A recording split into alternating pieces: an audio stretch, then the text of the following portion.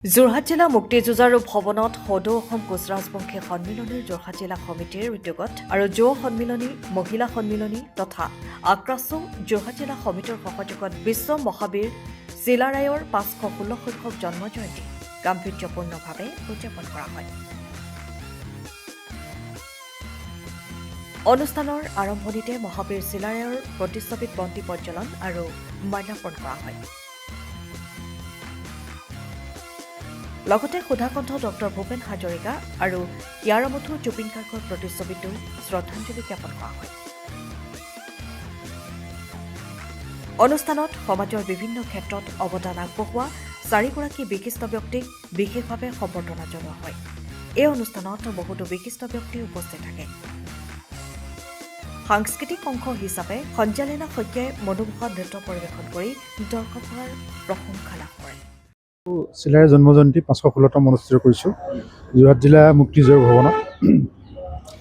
এইখিনিতে আমি ধন্যবাদ আৰু কৃতজ্ঞতা জ্ঞাপন কৰিছোঁ আমাৰ যিসকলে সহায় সহযোগিতা আগবঢ়ালে, আৰু আমি এটা এপিল কৰিব বিচাৰিছোঁ, এটা অনুৰোধ জনাইছোঁ অসমৰ মাননীয় মুখ্যমন্ত্ৰী ডক্টৰ হিমন্ত বিশ্ব শৰ্মা আৰু ভাৰতবৰ্ষৰ মাননীয় প্ৰধানমন্ত্ৰী নৰেন্দ্ৰ মোদী ডাঙৰীয়াক।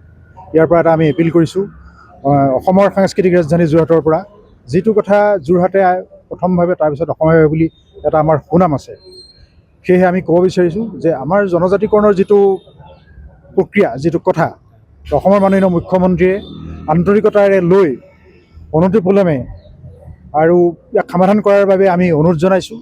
আৰু যদি এই ক্ষেত্ৰত তেওঁ দিগদাৰবোধ কৰে, এই ক্ষেত্ৰত তেওঁ যদি কিবা ৰাজনৈতিক অংক কৰাৰ কথা ভাবে, যোৰহাট লোকসভা সমষ্টিত কোচ ৰাজবংশী ভোটাৰে যিদৰে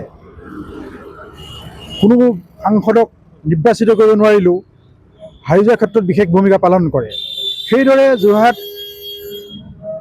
জিলাৰ বিধানসভা সমষ্টিসমূহতো কোচ ৰাজবংশী ভোটাৰে নিৰ্ণায়ক ভূমিকা গ্ৰহণ কৰে। কিছু সমষ্টিত কোনো বিধায়ক হৰা জিকাৰ ক্ষেত্ৰত নিৰ্ণায়ক ভূমিকা লয়, আৰু কিছু সমষ্টিত এককভাৱে নিৰ্বাচিত হোৱাৰ ক্ষেত্ৰত কোচ ৰাজবংশী ভোটাৰে এক বলিষ্ঠ পদক্ষেপ লয়।